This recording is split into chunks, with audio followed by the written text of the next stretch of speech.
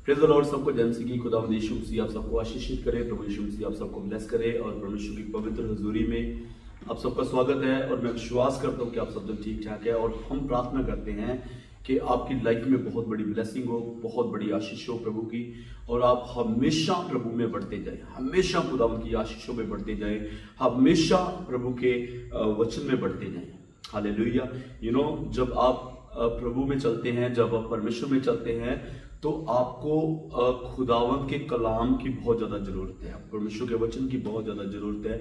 क्योंकि जब तक आप परमेश्वर के वचन को नहीं जानते तब तक आप खुदावंद में बढ़ नहीं सकते कभी भी, तब तक आप परमेश्वर में कभी भी नहीं बढ़ सकते। एक वचन लिखा हुआ बाइबल में कि यूहन्ना, जब हम प्रकाशित वाक्य देखते हैं तो लिखा यूहन्ना वो जो मोहरें लगी हुई पोथी थी उसको पकड़ करके रो रहा था कि इनको खोलने वाला कोई नहीं है।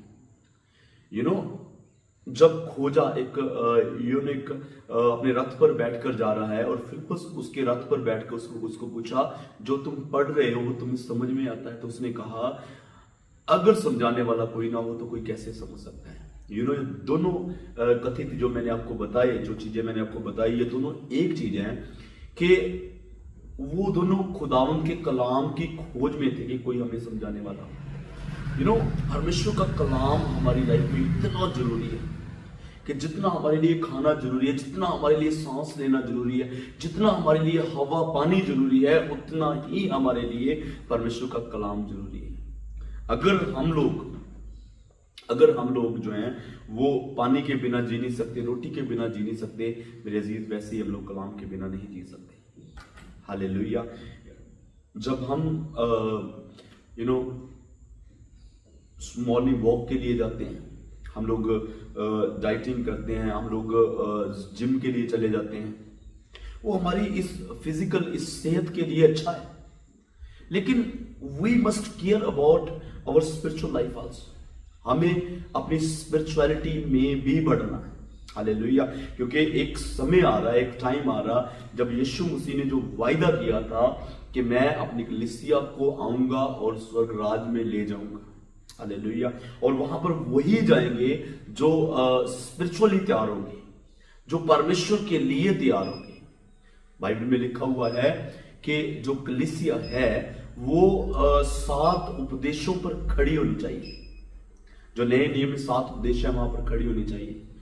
अगर किसी दिन प्रभु ने चाहा तो हम 7 उपदेशों के बारे में जरूर सीखेंगे, लेकिन हमारे लिए वचन जरूरी है। और दूसरा, प्रभु का अभिषेक हमारे लिए बहुत जरूरी है, उसकी अनॉइंटिंग हमारे लिए बहुत जरूरी है। हमें उसकी अनॉइंटिंग में हमेशा बढ़ना है।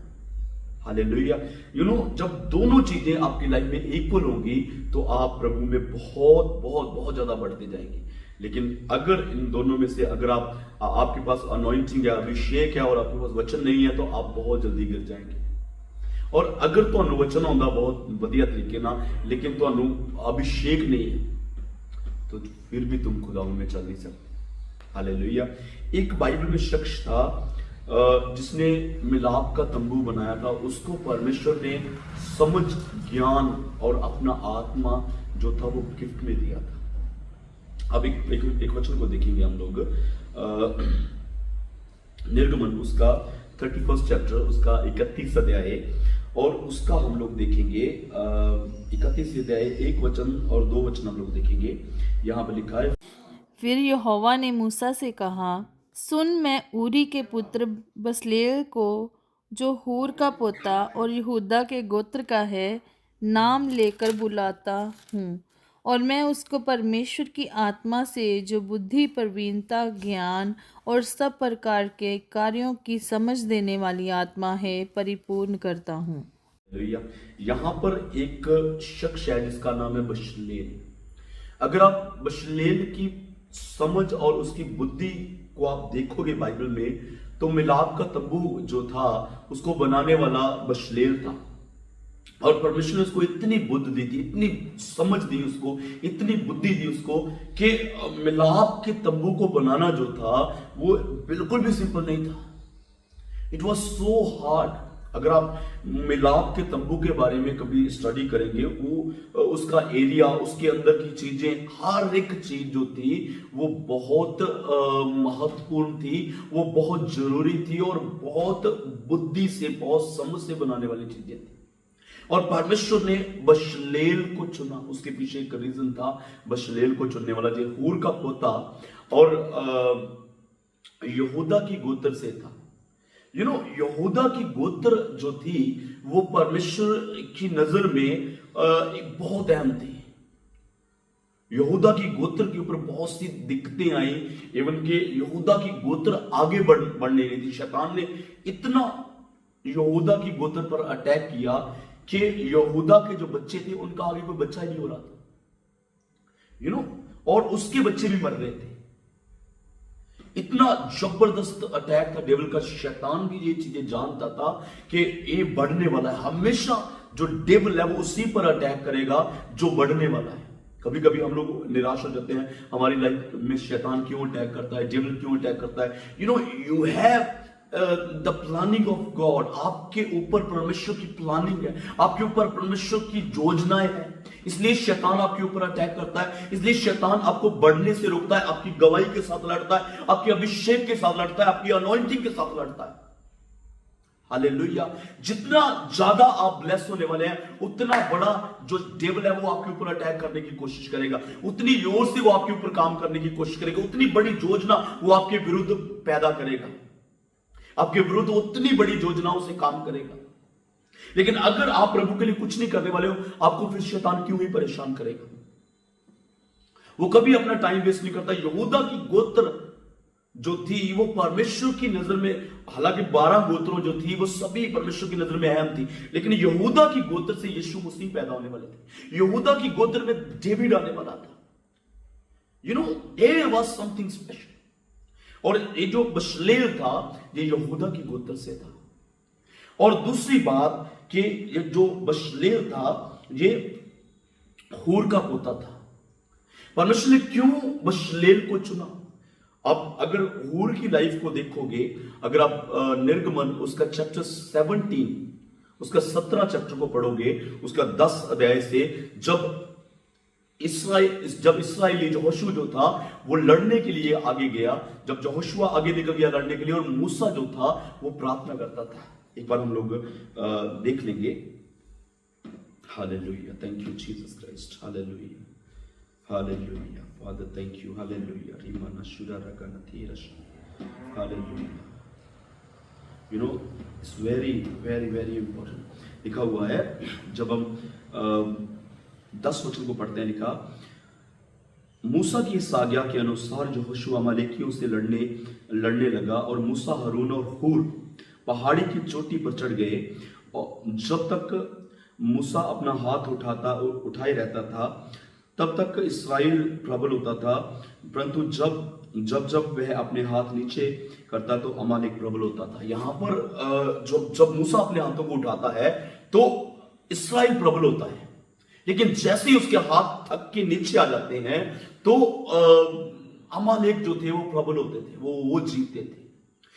अब जो हूर और हारून वहां पर थे, उन्होंने मूसा को एक पत्थर पर बिठा दिया और उसके हाथों को पकड़ लिया, उसके हाथों को पकड़ के खड़े हो गए कि उसके हाथ थके ना और उसके हाथ नीचे ना आए। ऐसे इस्राएल जो था वो युद्ध को जीत गया। लेकिन परमेश्वर ने वो चीज को याद रखा कि हूर वहां पर मेरे दास के हाथ को पकड़कर खड़ा हुआ था। जो हूर था उसने मेरे दास के हाथ को पकड़ा हुआ था, हाथ है वो नीचे ना गिरे। हालेलुया। मेरा जो दास है उसके हाथ जो है वो ऊपर रहे। ओ रिबाला शुदारा काना तेरा शन। हालेलुया। बहुत सी कलीसिया में ऐसे पिलर आपको मिलेंगे, ऐसे विश्वासी आपको मिलेंगे जो अपने सेवक के साथ जो है वो उनके हाथों को पकड़ के खड़े रहते हैं, और उनकी पीढ़ियां मैंने ब्लेस होती देखी है, उनकी पीढ़ियों को, उनके बच्चों को आशीष मिलती हुई देखी मैंने। हालेलुया। जब आप बोलते हैं, जब आप परमेश्वर के संतों के साथ, परमेश्वर के दासों के साथ आप खड़े रहते हैं, तो इसका मतलब है कि आप अपने आने वाली पीढ़ियों के लिए बो रहे हैं, आप अपने आने वाली पीढ़ियों के लिए काम कर रहे हैं, आप अपनी आने वाली जनरेशंस के लिए काम कर रहे हैं। Spirituality, Christianity is not just for you. Christianity जो है वो सिर्फ आपके लिए नहीं है, बल्कि आपके बच्चे, आपकी पीढ़ियों तक खुदावन जो है वो उनको ब्लेस करता है। हालेलुया। परमेश्वर जो है वो पीढ़ियों को भूलने वाला परमेश्वर नहीं है। परमेश्वर जो है वो आपने जो परमेश्वर के साथ किया, जो परमेश्वर के लोगों के साथ किया, वो परमेश्वर भूलने वाला नहीं है। जब आप इब्रानियों की पत्री पढ़ते हैं, वहां पर लिखा है कि परमेश्वर अन्यायी नहीं कि वो तुम्हारे प्यार और तुम्हारी सेवा जो तुम संतों की करते हो वो कभी भूल जाए। यहां पर यह चीज साबित होती है कि हूर ने जो परमेश्वर के दास के साथ वफादारी करी, हूर जो परमेश्वर के दास के साथ खड़ा रहा, परमेश्वर ने उसके पोते को ब्लेस किया, उसको परमेश्वर ने चुना। परमेश्वर ने खुद उसका नाम लेकर बुलाया कि मूसा, मैं हूर के पोते बशलेल को चुन रहा हूं, मैं हूर के पोते बशलेल को ब्लेस कर रहा हूं, मैं उसको बुद्ध का आत्मा दे रहा हूं, मैं उसको समझ का आत्मा दे रहा हूं। हालेलुया। जब आप मेरे अजीज परमेश्वर के साथ चलते हैं, आपके बच्चों को भी खुदावन जो है वो ब्लेस करता है। हालेलुया। आपने जो परमेश्वर के साथ किया है उसको परमेश्वर याद रखता है। आप परमेश्वर के वचन को इकट्ठा करें अपनी लाइफ में। बाइबल में लिखा है कि मैंने तेरे कलाम को अपने दिल में रखा ताकि तेरे विरुद्ध पाप न कर। क्योंकि ये जो आप खुदावंद के कलाम के अनुसार चलते हो ना, ये आपकी पीढ़ियों को ब्लेस करने वाला है, जो आपकी लाइफ को आगे लेके जाने वाला है, जो आपकी लाइफ को ब्लेस करने के लिए जा रहा है। बहुत से लोग हैं जो ले हैंड के लिए बोलते हैं कि मुझे ले हैंड से ब्लेसिंग मिलेगी, मुझे प्रार्थना से ब्लेसिंग मिलेगी। कुछ लोग जो है वो मिट्टी उठा के चर्च की खा जाते हैं कि मुझे ब्लेसिंग मिलेगी। कुछ लोग ऐसी बहुत सी चीजें करते हैं। मेरे अजीज, इससे कुछ भी नहीं होने वाला है, कुछ भी नहीं होने वाला है। What you have to do, आपको वचन को फॉलो करना है, और इवन के आपको किसी से प्रार्थना करवाने की जरूरत नहीं पड़ेगी। इवन के आपको अपने पास से भी जो है वो हाथ रखवाने की जरूरत नहीं पड़ेगी। आपका परमेश्वर आपको ब्लेस करता जाएगा, क्योंकि आप वचन को फॉलो कर रहे हैं। Every blessing is from word of God, every blessing. Hallelujah. बहुत से लोग तेल की बोतलें लिए फिर रहे हैं, बहुत से लोग पानी की बोतलें लिए फिर रहे हैं, बहुत से लोग इवन के ऑयल खरीद रहे हैं, हमारे लिए ऑयल दे दो। कुछ लोग मिट्टी ले रहे हैं। कुछ लोगों ने मैंने देखा होता कि ब्रेसलेट पहने हुए, चर्चेस के नाम के, जीसस के नाम के ब्रेसलेट पहने हुए। कुछ लोगों ने गले में जीसस के नाम की चेन पहनी हुई। वो सोचते हैं कि इससे मुझे जो है वो परमेश्वर ब्लेस करेगा। कुछ लोग आप देखेंगे जो इस बाइबल को तकिए के नीचे रख के सोचते हैं कि मुझे बुरे ड्रीम्स नहीं आए। कुछ लोग मैंने देखे जो इस बाइबल को दुष्टात्मा, जिसके अंदर दुष्टात्मा है, जो शख्स के अंदर, उसके सर के ऊपर इसको बाइबल को रख करके बोलेंगे कि दुष्टात्मा यहां से निकल जाए। ये इन चीजों के लिए नहीं है। इसको पढ़ के आप इसको समझने के लिए और इसको दिल में रखने के लिए और इसके अकॉर्डिंग चलने के लिए है।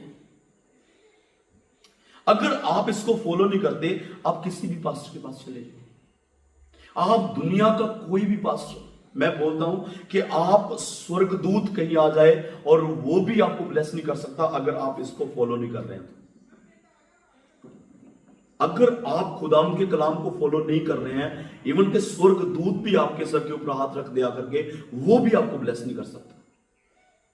You have to follow the word of God. ये बाइबल क्यों दी गई आपको, ये वचन आपको क्यों दिया गया, इसका कारण क्या है आपको दिया। अगर परमेश्वर ने इसके बिना ब्लेस करना होता तो इसको ये आपको क्यों देता। हालेलुया। ये आपको सिद्ध करने के लिए है, ये आपकी लाइफ को बनाने के लिए, ये आपको परमेश्वर के राज्य के लिए तैयार करने के लिए है। और बाइबल में लिखा है कि मैं अपना वचन भेज के तुझे चंगा करूंगा। I will send my words and I will bless you. Hallelujah. Without receiving the word, you cannot receive any healing, you cannot receive any blessing, you cannot receive anything from God. You have to receive the word of God. आपको परमेश्वर के कलाम को receive करना है, आपको परमेश्वर के कलाम में मजबूत बनना है, आपको परमेश्वर के कलाम के अकॉर्डिंग चलना है। ये आपका रास्ता है। This is way to God. This is way to heaven. Hallelujah. अगर आप इंस्ट्रक्शंस को फॉलो कर रहे हैं, प्रभु के लोगों के साथ खड़े हैं, चर्च के साथ खड़े हैं, मिनिस्ट्रीज के साथ खड़े हैं और वचन को फॉलो कर रहे हैं साथ में, परमेश्वर आने वाली पीढ़ियों को आपको ब्लेस करेंगे। God bless you. खुदावंद यीशु मसीह आपको ब्लेस करे, प्रभु यीशु मसीह आपको आशीषित करे। और आपने इस वीडियो को शेयर जरूर करना है ताकि और भी लोग जो हैं वो सुन सकें। और अगर आपने सब्सक्राइब नहीं किया है तो कर लीजिए, इसलिए कि जैसे मॉर्निंग 6 o'clock वीडियो अपलोड हो तो आप उसी वक्त उस वीडियो को देख सकें। God bless you. प्रभु बने रहें प्रभु में।